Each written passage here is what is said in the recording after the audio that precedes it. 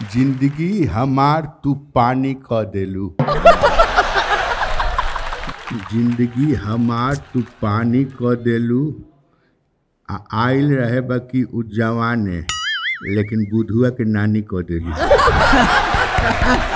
काका हैने अब हैने बैठो देखो तारा के आइल बा। अरे बाबू समर बाबू। अरे बाप समर बाबू रहुआ आइल बानी। ए भैया बाप रे बाप समर बाबू तोरा किया समर बाबू का करे आ गेल रे।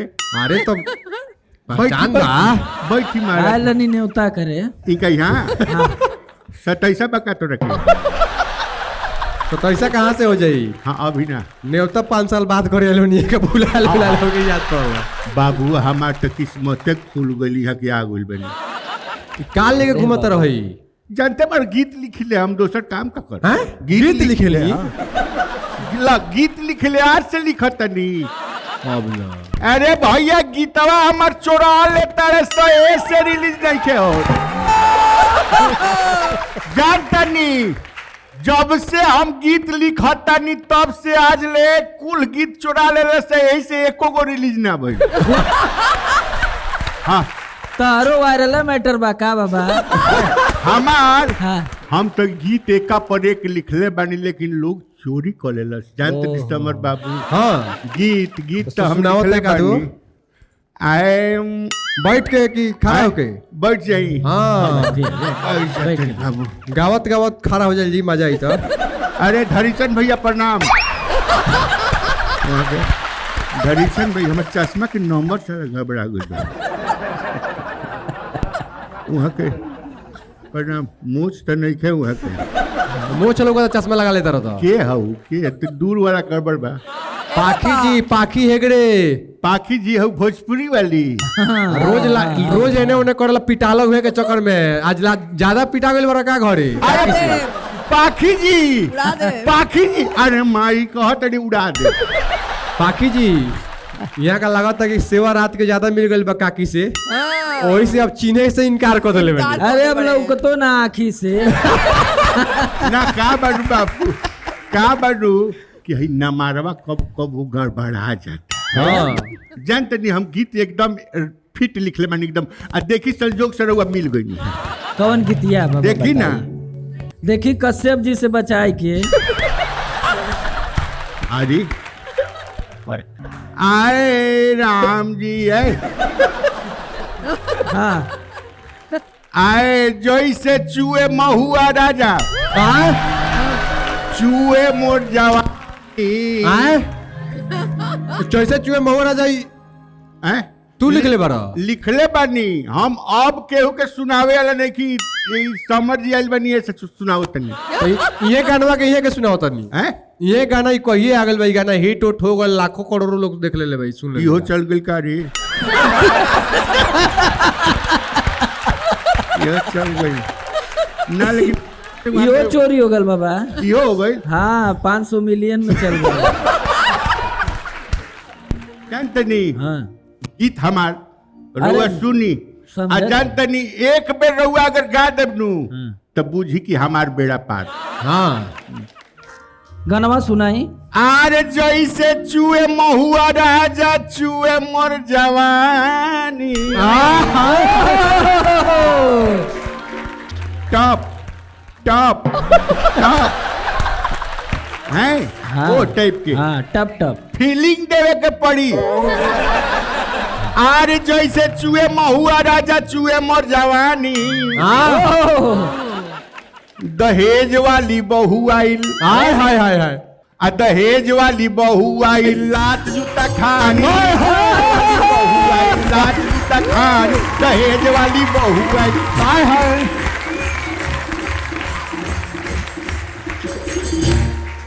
आरे जैसे चूहे महुआ राजा नहीं बाबा बाबा आज जैसे चूहे महुआ राजा आ चूहे ना जवानी। हाय हाय हाय हाय आ दहेज वाली बहू आई लात जूता खानी। दहेज वाली बहू आई लात जूता खानी। दहेज वाली बहू आई। अब सुनी का बा सास के तो जब तब झोटवे उखाड़ ले। सास के तो जब तब झोटा क्या बात है, क्या बात है? सास के तो जब तब झोटवे उखाड़ ले। सास के तो जब तब झोटा उखाड़ ले। मर्द के तो रोज रोज बेलन से मारे ले। मर्द के तो रोज रोज बेलन से मारे ले। मर्द के तो रोज रोज आरे केहू के न बात माने। केहू के न बात माने फान जाले छान। अरे केहू के न बात माने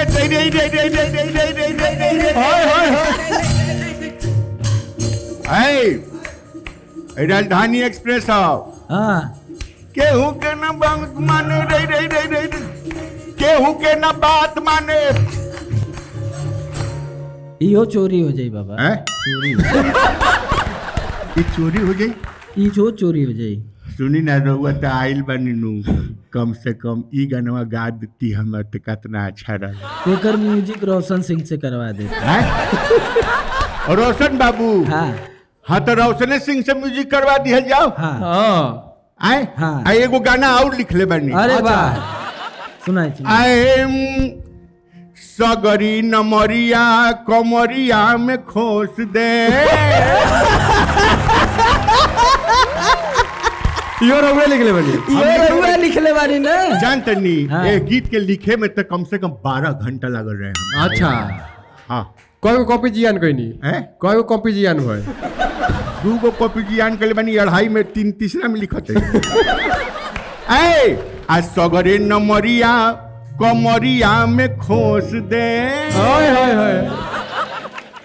आर सुधरब ना हम या समाज के दोष से। अरे सुधरब ना हम या समाज के दोष से। रउआ में कोनो दोष नहीं खे बाबा। एकदम निर्दोष बानी साहब। बैठे के बाबू। हाँ। जानते नहीं हम कबो कबो आवेश में जोन बानू हम आ जाते नहीं। आज ले एको रिलीज ना होके दिले से हमें। अब रिलीज हो जाई। अब रिलीज हो जाई। और रउआ चाह देव तो रिलीज हो जाई। अब पक्का रिलीज हो आपका गाना। चश्मा हमार नंबर बिगड़ल बाटे बुझाता। हाँ ये सब गाना मन ये सब चुरा के तो तू ही लिख ले बरो ये कहू लाइन ने उन्हें कोई बरो के हमार गाना तो 1 नंबर बाटे। सब बाबा का गाना है। सब गाना तो ये लिखे ना तो वायरल हो जाला ना। लिखते में वायरल हो जाला इसे उठा के सब लोग गा देला। मास्टर अब हाय सुनी कवन ई तो मार्केट में आग लगा दी हाय से। तो बाबा आग लगाई मत हम पनिये वाला गा लेब गनवा। मैंने सुनी ना पहले। अच्छा आग लगा दी अगर गा दे नहीं तो आग लगा दी। अच्छा हाँ सुनाई दई हो। आए डाइन महंगाई मलिकाइन महामारी। हाँ जौन जनता वोट देला सुनता उगारी। नेताजी वाते खिसिया जी है बाबू। एक आध की तावड़ी झेली बुढ़ारी चुनाव चलत है। हैं चुनाव चलत है बच के जइया बाहर। चुनाव के बाद रहुआ गायब हैं एने ना। ठीक डाइन महंगाई मलिकाइन महामारी। जौन जनता वोट देला सुनता उगारी। जौन जनता वोट देला सुनता उगारी। बढ़ल जाता बेरोजगारी बढ़ल जाता बेरोजगारी बढ़ल जाता बेरोजगारी बढ़ल जाता बेरोजगारी। सही पकड़े हैं। वाह वाह बाबा लेखनी के जवाब है ना। हमरा लेखनी के जवाब नहीं के ना सार चोर जोन बड़े सन जानता नहीं। गीत ता हमर चोराइबे कैले हैं। हां पेन के ढक्कन ले चुरा ले। कॉपी में हम रखले रहनी बुझनी। कॉपियां चुरा लेता रहे सब बे कॉपी में से हम जले ले अभी लग उशंका कोई नहीं तले ले उतार ले लस कौन दू हमरा लगा था कबूतर भैया के हाथ बे में हैं कबूतर भैया के हाथ बे पता कबूतर भेटा जी है तो उनकर खैर नहीं के मर्दवा गाना के स्मगलिंग करता हूँ वो अभी हमरा के जानते नहीं खन हाँ हम आज के हई महाराज हाँ 1800 ईस्वी में अंग्रेज से लोहा ले लेनी बाप रे बाप। 1800 ईस्वी में 1800 ईस्वी में अंग्रेज से लोहा ले ले लोहा ले लेनी अच्छा हाँ माने लड़ाई कर ले लो हैं लड़ाई लोहा ले लेनी लोहा हाँ ट्रेन और नान खरीद लेला। लोहा है ट्रेन व्रेन के पटरी उटरी होला नु हाँ हाँ हाँ पूरा है रखले रहले सन आ हमारा नाद रखे के दिक्कत होत रहे अच्छा गाय के तो लोहा ले लेनी ओकरा से। तो माने पूरा भारत के लोग लड़ाई करत रहे अंग्रेज से तू लोहा लेत रह हाँ हमार नाद रखे के दिक्कत होत रहे नु अच्छा तो अंग्रेज से लोहा लेनी हाँ गैया भैंसिया कैसे खाई हैं? हाँ वही पर नाद रखनी जैसे ट्रेन आवता नहीं ऐसे ही लोहा लेते रही आप। तब बुझनी हाँ रुआ ये गाना हमार गा देबनु तो हमार जीवन सफल हो जाए कन्फर्म गवा जाई हैं? कन्फर्म गा देबनु ना तो कहब तो हम गंदो लिख दे हाँ अब जैसे मान ली कि अब लिखले बनी चोरा लेता है सब एने ओने कह के गा देता लो तो हमरा के कहब नु तो हम चुपे चापे गांडा लिख के खाली हमार नाम में ना दे गांडा लिख दे अच्छा अच्छा तो माने अंग्रेज से तू लोहा ले लो हाँ कोनो अंग्रेज से के मरलो उरलो ना ना मरनी ना ऐसे कि जानते बाबू हाँ वो घड़ी बोले के औकाते न रहे हमनी के 1800 में अच्छा हाँ तो बोले 2000 लेके बोल देले होता है। 2001 में भेटा जाइए तब अब के नु हाले में कह रही हाँ जब 1800 में ना बोल कुछ बोल मैं तो 2000 लेके मार देले होता है। एने से तो मोबाइल से तो बोलिए दे है ना? हाँ मोबाइल से फोन करके बोल दे हाँ। हाँ उनमें कोई दिक्कत नहीं है मोबाइल से तो पाकिस्तान के प्रधानमंत्रियों को बोल देगा उनका के तो बोल दे कि है पूजी है है ना? हाँ खाली नाम ना बताए नंबर से पता चल जाई बाबा। ऐसा काम करब कि नाम खाली ना बताए तो साला पकड़ लिए बुझे कि ना हाँ। बाकी ना हाँ तो अब हम अब चली रुआ अपन नंबरवा दे देती हमरा के लोग तो बना तो खाओ के जाई का करे अब हैं? जाई काकी बुलावत बाबा हाँ। तो अब जाइए जाएब हम हाँ। रुक जाए एक सेकेंड कुछ पर्सनल काम बाटे हमरा। हाँ पर्सनल काम बा पर्सनल काम का भैया से पर्सनल काम बा समर बाबू से अच्छा बैठी बैठी बाबू जानते नहीं ठेहुन हुन में दर्द हो जाता है, अब उम्र हो गई हाँ हाँ ये सलाह हमरा के उपज ही ना दिले सा हाँ जानते नहीं लिखत नहीं हूँ तब आजकल तो लिखतो नहीं कर सा आके मोबाइल से फोटो खींच के लेके भाग जाता है देखा नहीं कि ठेपी ले भाग के से लेके अब के हाँ कलम हाँ के हाँ हाँ बाबू एगो बात पूछे कर रहा रुआ से पूछी ना हाँ ये जौन रुआ गिटिया गोले बनी एगो हाँ कि हऊ चुएला जवानी का होता जी हाँ का होता है वो गछिया बा कहाँ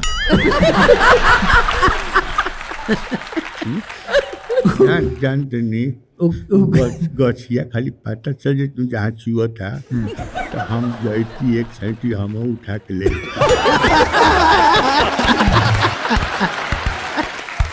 का कहता रहा जी का कहता रहा तारा उससे का मतलब बाटे हम का वो कहत पर्सनल है पर्सनल है हम बाबा समझ ले हाँ वो गछिया कोनो बछिया के पास है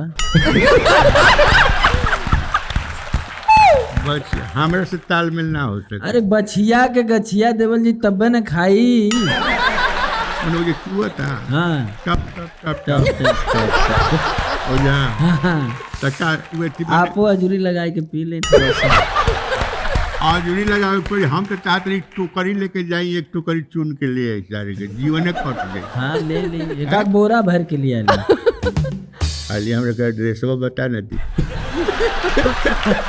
तब धीरे से लोकेशन भेज दे व्हाट्सएप पे व्हाट्सएप पर हाँ ठीक बा हैं? सब लोग सुन ले जान जी ना, क्यों? सब पहुंच सुना- जाए। आवे के जेपी नहीं। यादव शो ना पर्सनल शो होता हाँ ये लोग बतिया तो लोग का जाने का काकी बुलाव तरी पाखी जी सुन ना पावे बाकी की आंखें भी ना लगी। ठीक नो पहले तो हम मैंने तो जानते नंबर घबराइल बच्चा समय के नु हाँ तो हमरे पहले क्यों मरद बैठल बा यही से काकी कहाँ बड़ी काकी यही से हम कहनी कि धरीचंद भाई पढ़ना सब सुनाता तू जाना तू जा भाई भाई लोग कान वाला तू ही जवानी के गाछ खोजत रह तू एड्रेस मिल गई बेटा हेलो लोकेशन भेज देबे हाँ हाँ पहुंच ठीक। जाए पहुंच जाए रात में निकले के उस डंडा उंडा लेके आ पड़ी कि मैं ऐसे चल फिर नहीं ऐसे ही वहाँ तो डंडा रही खुद है तेल पियावल रही पूरा। हैं हाँ ठीक बा ओके प्रणाम जी प्रणाम गछिया वाला धौली लू काकी। तो सारा काकी जी। तार बिनल छोड़ा काकी दी ना काकी Doce Pia do show.